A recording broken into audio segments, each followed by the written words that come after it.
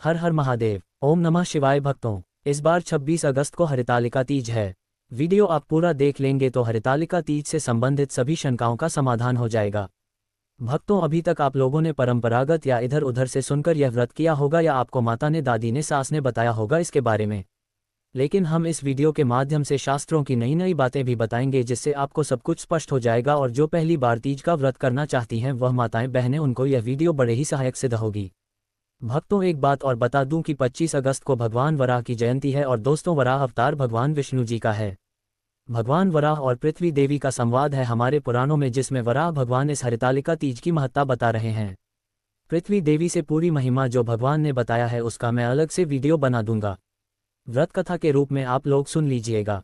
भक्तों, भगवान और पृथ्वी देवी के संवाद को तीज पर स्त्री पुरुष जो भी सुनेगा उसका सौभाग्य, धन संपत्ति और मनोवांछित फल की प्राप्ति होगी, ऐसी महिमा है। भक्तों, वराह भगवान कहते हैं तृतीया तिथि को ही माता गौरी का जन्म हुआ और विवाह भी इसी तृतीया तिथि पर ही होगा। इससे तृतीया तिथि को यत्नपूर्वक प्रत्येक सुहागिन माताओं को, बहनों को इसका व्रत करना ही चाहिए।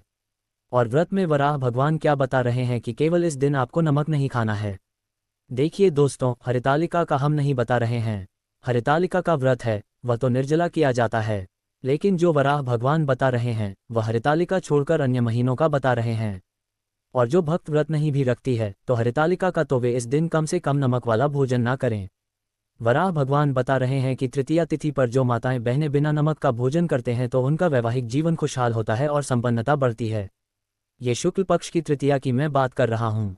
अब पुराणों में सनातन जी नारद जी को बता रहे हैं कि इसका व्रत यानी तृतीया का व्रत और पूजन करने वाली महिला श्री गौरी देवी की सहचर बनती है, यानी ही माता पार्वती जी की सहेली बनती है। तो हरितालिका तीज का व्रत बहुत ही पवित्र माना गया है। अब आइए भक्तों, जानते हैं कुछ आवश्यक और उपयोगी बातें। माता पार्वती आपको व्रत सफल संपूर्ण तरीके से करने की भरपूर शक्ति दे, इसलिए वीडियो को लाइक करके कमेंट बॉक्स में जय मां पार्वती लिख दें। सबसे बड़ा प्रश्न यह है कि माताएं बहनें धर्म में यानी पीरियड्स में यह व्रत कर सकती हैं या नहीं। भक्तों, इसका उत्तर यह है कि आप बिल्कुल व्रत कर सकती हैं, यदि आपका शरीर साथ दे रहा है तो। लेकिन पूजन का सामान आपको बिल्कुल नहीं छूना है, ना ही आपको पूजन करना है, केवल आपको व्रत करना। पूजन आपकी तरफ से आपके पतिदेव कर सकते हैं या घर का अन्य कोई भी सदस्य कर सकता। इनके निर्मित इसका व्रत कुंवारी कन्याएं भी करती हैं, जिनकी शादी में अड़चन आती हैं। हरितालिका तीज में व्रत की प्रधानता है, आप लोग जरूर कीजिएगा भक्तों। परंपरा के अनुसार एक दिन पहले नहाया खाया होता है, कहीं कहीं नहीं भी होता है, यानी एक दिन पहले से व्रत की पूर्व तैयारी को नहाया खाया कहते हैं। भक्तों, इस बार 2025 में नहाया खाया 25 अगस्त को है, तो इस दिन को बाल धोकर स्नान करना है 25 अगस्त तारीख को। लेकिन इस दिन सोमवार है तो कई माताएं बाल नहीं धोती हैं। तो इसका उपाय यह है कि आप 25 तारीख की सुबह सूर्योदय से पहले बाल धो लीजिए, क्योंकि सूर्योदय के बाद सोमवार लगेगा तो इसके अंदर आप लोग बाल नहीं धो सकते हैं। भक्तों, इस बात का आप लोग जरूर ध्यान रखिएगा। या तो जो लोग 5 की सुबह नहीं धो पाए बाल, तो 6 की सुबह यानी सूर्योदय से पहले आप अपना बाल धो सकते हैं। हम कहेंगे कि आप पर 5 की सुबह ही काम कर लीजिएगा। सूर्योदय से पूर्व 25 तारीख को ही माताएं बने मेहंदी लगा लेना। पूजा के सामान सब इकट्ठे करके रख लेना। आपको इस व्रत के दिन लाल या पीला वस्त्र ही पहनना है, जो सुहाग की निशानी है, और ये दोनों कलर सौभाग्य बढ़ाते हैं। भक्तों, 25 तारीख से ही आपको लहसुन प्याज नहीं खाना है। देखिए, 25 को तो नहीं खाना है और 26 को व्रत रहेगा। फिर पारण के दिन यानी 7 तारीख को भी आपको लहसुन प्याज नहीं खाना है, और पूरे घर की साफ सफाई आप 25 तारीख को ही कर लीजिएगा। भक्तों, अब आगे बढ़ते हैं।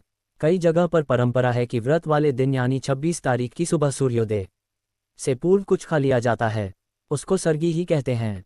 तो देखिए माताएं बने, यदि आप रात को यानी सूर्योदय से पूर्व भोजन करेंगे तो कुछ औली मत खाना नहीं, तो आपको भूख प्यास दिन भर ज्यादा लगेगा। इस बात का आप लोग ध्यान रखिएगा। आप जलीय पदार्थ खाए हैं, जैसे नारियल पानी हो गया, अथवा तो और भी बहुत सारे फल हैं जिनसे प्यास नहीं लगती है।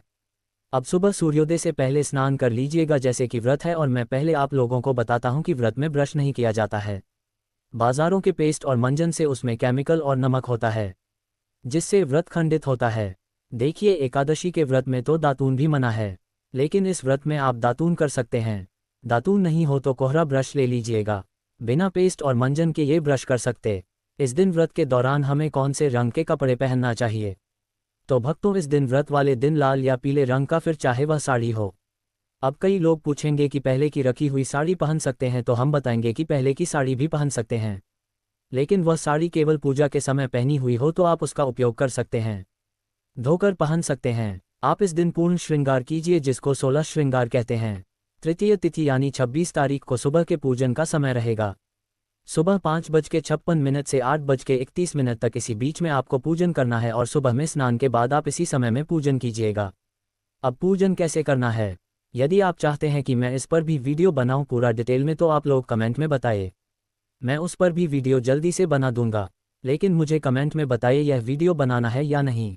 आपसे हाथ जोड़कर के निवेदन है, अभी तक आपने वीडियो को लाइक नहीं किया है, वीडियो को लाइक कर दीजिए। ध्यान रहे कि पूजन की शुरुआत में आप हाथ में अक्षत पुष्प और जल लेकर संकल्प कर लेना है कि मैं इस हरितालिका तीज का व्रत कर रहे हैं। हे भगवान, अब बल देना, हमें सफलता देना। सुबह ही पूजन के समय आप व्रत कथा सुन लीजिएगा। हाथ में अक्षत पुष्प और कुछ दक्षिणा लेकर व्रत कथा सुनने के बाद आप हाथ में लिए हुए द्रव्य को भगवान के आगे समर्पित कर देना। अब अगला दुविधादायक प्रश्न है कि कई लोग कहते हैं कि मिट्टी का शिव परिवार बनाकर पूजन करना होता है, लेकिन शहरों में रहने वाले लोग कैसे और कहां से मिट्टी का जुगाड़ करें? तो भक्तों, अब मेरी बात पर आप लोग ध्यान दीजिएगा, इसका हल भी है। देखिए, जब माता पार्वती जी का विवाह विष्णु जी से तय होना था, तब सखियों ने उनका हरण कर लिया और पार्वती जी गुफा में मिट्टी और रेत के शिवलिंग बनाकर पूजन करती थी। ये परंपरा तभी से चली आ रही है, लेकिन आज के युग में हमारे पास फोटो की सुविधा है। जो लोग मिट्टी का पार्थिव शिव परिवार बना सकते हैं, वे लोग तो बनाए, बहुत उत्तम है। लेकिन जिनके पास सुविधाएं नहीं है, वे लोग केवल शिव परिवार का एक फोटो ले लेना और उसी पर पूजन कर लेना, या किसी के पास धातु की मूर्ति हो, मेटल की मूर्ति हो, तो उस पर भी आप लोग पूजन कर सकते हैं। मिट्टी का शिव परिवार पूजन कंप्लीट होने के बाद नदी या तालाब में विसर्जन किया जाता है। लेकिन जो लोग फोटो यूज कर रहे हैं पूजा के लिए, लास्ट में जब विसर्जन किया जाता है, उस समय केवल फोटो को आप अपने स्थान से खिसका देना, तो भी भगवान का विसर्जन माना जाएगा। या तो किसी ने कोई मेटल की मूर्ति रखी हुई है, उस पर पूजन किया, तो वे भी ऐसे ही पूजन करके मूर्ति को अपने स्थान से खिसका देना, तो इससे विसर्जन मान्य हो जाता है। भक्तों, फोटो को या मेटल की मूर्ति को ले जाकर पानी में डालकर आना। विसर्जन केवल मिट्टी की मूर्ति का होगा। भक्तों, आपका अगला प्रश्न आता है कि एक बार व्रत उठा लिया तो क्या हर बार करना चाहिए? देखिए, ये सब सुनकर कई बहनें तो व्रत करते भी नहीं। हम कहेंगे कि यदि आप हर बार कर सकती हैं तो व्रत आप अवश्य कीजिए। जब तक आपसे संभव हो तब तक आप यह व्रत कीजिए। अब कई लोग हैं ना, आपको डराते हुए मिलेंगे। एक बार व्रत कथा उठा लिया तो जीवन भर करना पड़ेगा, नहीं तो आपका ये हो जाएगा वह हो जाएगा जैसे बोलते हैं। तो भक्तों, उनसे पूछना कि कौन से शास्त्र में लिखा है और मुझे भी भेज देना। शिवजी और माता गौरी हमारी माँ है। शिवजी पिता भी लोग बुरा चाहकर भी नहीं कर सकते हैं, और वे बुरा क्यों चाहेंगे? भक्तों, इस व्रत के कुछ जरूरी नियम होते हैं, जिनके तहत कुछ खास सामग्री का होना जरूरी होता है। इनके बिना पूजा अधूरी रह जाती है। क्या है वह सामग्री? आइए जानते हैं। आपको चाहिए सूखा नारियल कलश, बेलपत्र, शम्मी का पत्ता, केले का पत्ता, धतूरे का फूल, घी, शहद, गुलाल चंदन, कलांबा, इत्र, 5 फल, सुपारी, अक्षत, धूप, दीप कपूर, गंगाजल, दुर्वा आदि हरतालिका तीज पर सुहाग सामग्री का बड़ा है। सुहाग की सामग्री में बिंदी, सिंदूर, कुमकुम, मेहंदी, बिछिया, काजल, जुड़ी ही महावर आदि को शामिल करें। दोस्तों, तीज के दिन एक चौकी पर आप पीला या लाल वस्त्र बिछाकर उस पर भगवान की सभी प्रतिमाओं को स्थापित करके उनका विधिवत पूजन किया जाता है। तिलक लगाकर श्रृंगार किया जाता है। माता पार्वती को 16 श्रृंगार की वस्तुएं, मौसमी फल आदि अर्पित किया जाता है। धूप दीप जलाकर पूजा करके मंत्रों का जाप किया जाता है। मीठे का भोग लगाया जाता है। मालपुए का या दूध से बनी मिठाई का भोग इस दिन आप लगा सकते हैं। सबसे अंत में व्रत की कथा पढ़कर या सुनकर आरती की जाती है। अगले दिन सुबह सूर्योदय के बाद ही इस व्रत का पारण किया जाता है। जो लोग इस पूरे दिन निर्जल ना रह पाए तो रात के समय आप पूजा करके आचमन करके पानी पी सकते हैं। फलाहार भी कर सकते हैं। आप अगर निर्जल रहकर व्रत रखने में सक्षम नहीं है, तो ऐसे में आप जब भी सुबह को व्रत रखें तो उस समय आप जल के साथ वैसे व्रत को रखने का संकल्प भी ले सकती है।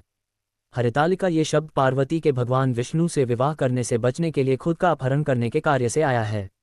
ये वह दिन था जब भगवान शिव ने पार्वती के 108 पुनर्जन्म के बाद अंततः अपनी पत्नी के रूप में स्वीकार किया था, और इसी कारण ये दिन भगवान शिव और पार्वती के बीच के बंधन और रिश्ते को भी मनाता है। इसलिए इस दिन उन दोनों की पूजा देवी पार्वती के कड़ी तपस्या और समर्पण के लिए तीज माता के रूप में की जाती है। भक्तों, कुंवारी कन्याएं अगर इस व्रत को रखती हैं तो उन्हें मनचाहा जीवन साथी की प्राप्ति होती है। भगवान शिव जैसे गुणों वाले वर की प्राप्ति होती है। सुहागिन महिलाओं के सुहाग की रक्षा होती है। उनकी संतान की रक्षा होती है। कहते हैं कि जिन लोगों के विवाह में बाधा आ रही हो, उन्हें हरितालिका तीज के दिन पार्थिव शिवलिंग बनाकर 21 बेलपत्र अर्पित करके पार्थिव शिवलिंग की कम से कम 3 बार परिक्रमा करनी चाहिए। फिर ओम नमः शिवाय मंत्र का 108 बार जाप करना चाहिए। भगवान शिव और देवी पार्वती का गठबंधन करना चाहिए। वर और वधू की तरह आप माता पार्वती और भगवान शिव के बीच में चुनरी बांधकर गठबंधन कर सकते हैं, जिसमें 3 गांठें लगाई जाती हैं।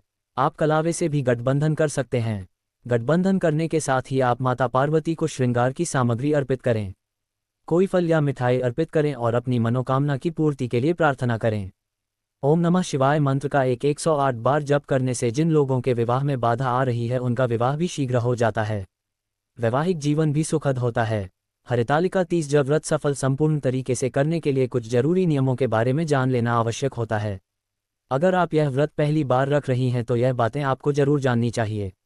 लेकिन दोस्तों, उससे पहले आपसे रिक्वेस्ट करते हैं कि वीडियो को लाइक जरूर करिएगा, दोस्तों को शेयर कर दीजिएगा और अगर आपने अभी तक चैनल को सब्सक्राइब नहीं किया है तो चैनल को सब्सक्राइब करके बेल आइकन जरूर दबाएं। दोस्तों, हरितालिका तीज का व्रत बिल्कुल करवा चौथ के व्रत की तरह ही किया जाता है। यह व्रत निराहार और निर्जल रखा जाता है।